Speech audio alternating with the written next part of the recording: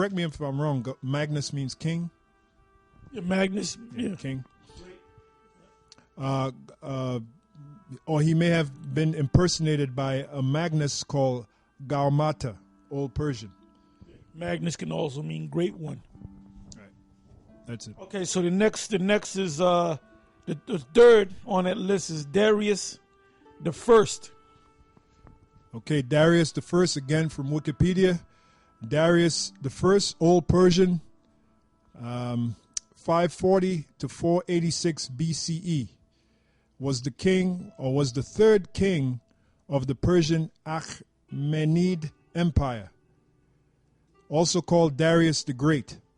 He ruled the empire at its peak when it included much of West Asia, the Caucasus, Central Asia, parts of the Balkans, Bulgaria to Pannonia, portions of North and Northeast Africa, including Egypt, Eastern Libya, coastal Sudan, Eritrea, as well as most of Pakistan, the Aegean Islands, and the northern Greece, Thrace, Macedonia.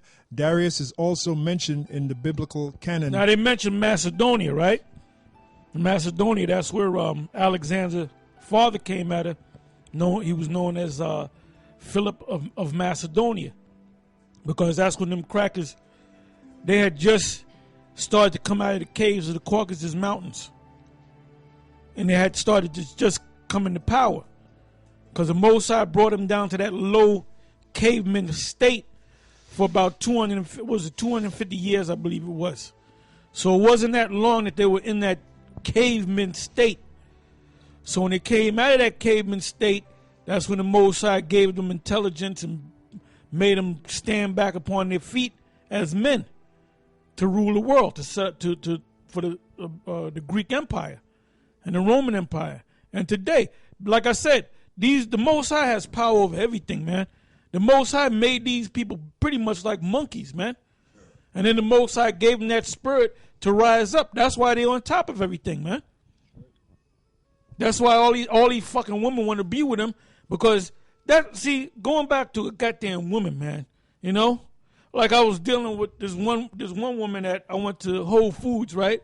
So they had messed up one of my things, so I came back, and I came back like a damn predator on them motherfuckers, man. And I saw a Latin chick, I saw this tall Latin dude, and I saw this black bitch. And I sussed all of them, right? And I said, well, let me talk to the Latin chick, right? So the big dude didn't say nothing, and then I'm talking to her, and then the black bitch started saying shit, and I basically cursed her ass out so bad, but I knew she was going to say something. I knew it was a matter of time before that pit bull started barking. And as soon as that pit bull started barking, I pulled out a spiritual can of mace and shot that bitch. And she shut the hell up, you know? So, you know, going back to, you know, what I'm saying, women ain't ruling a damn thing, man. You know? Women ain't ruling shit. If you notice, as we're reading, you had certain queens. You didn't have no queens here. Yeah. And there was a certain time in the history where you had these women ruling for a short period of time, but they were really backed up by men. Yeah. Okay? Darius is also mentioned in the biblical canon of First Esdras. Darius ascended the throne by overthrowing Gaumata, the alleged Magnus usurper of Badia, with the assistance of 6 other Persian noble families. Darius was crowned the following morning. The new king met with rebellions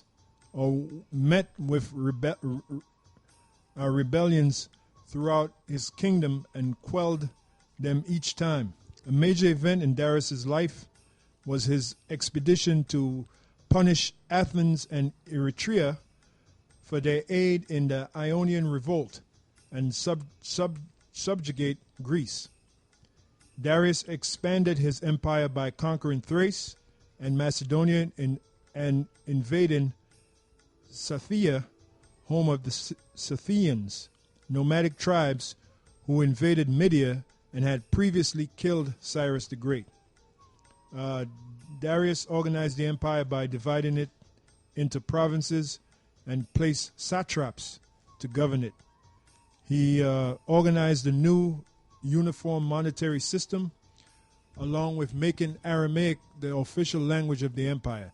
Darius also worked on construction projects throughout the empire, focusing on Susa, Pasargadae, Persepolis, Babylon, and Egypt. Darius devised a codification of laws for Egypt.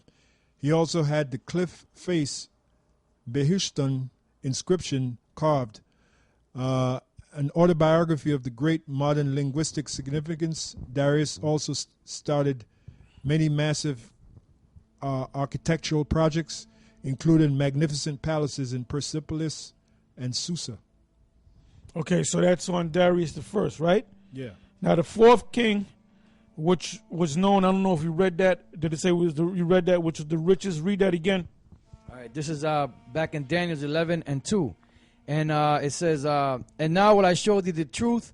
Behold, there shall stand up yet 3 kings in Persia, and the 4th shall be far richer than they all. And that 4th that was far richer than they all is Xerxes, also known as Ahasuerus, in the book of Esther. You can read about him in the book of Esther. Xerxes was also made famous in the movie 300. Remember the Xerxes, the tall guy with all those riches? Remember he was selling out them, paying off those Greeks? Because he had so much riches, man. He had treasures of riches and gold. I mean, he just had, he had money coming out of his ass, so to speak. All right? For lack of a better term. And he had tried to get this guy to sell out King Leonidas, which during the time of the King Leonidas was an Israelite, and he was a Lacedaemonian, which is in the Apocrypha. All right, which when the Maccabees had met up with the Lacedaemonians, they said that our line goes back to the stock of Abraham. So these were Israelites. So what made Greece truly great? Before Philip of Macedonia, before Alexander the Creep. All right, this is when Socrates came on the scene. He came on the scene before Alexander, and I believe the one that schooled him was not Socrates. I believe it was Aristotle that had schooled him, because that whole teaching system went back to, because they had to be taught. They had tutors. Well, they got that from Israel, from our people, the Israelites. Schools of education to better make you understand how to rule kingdoms and so forth, and to understand the laws. That's what you had. So the school system that we have today, everything Esau got, he got from us, man.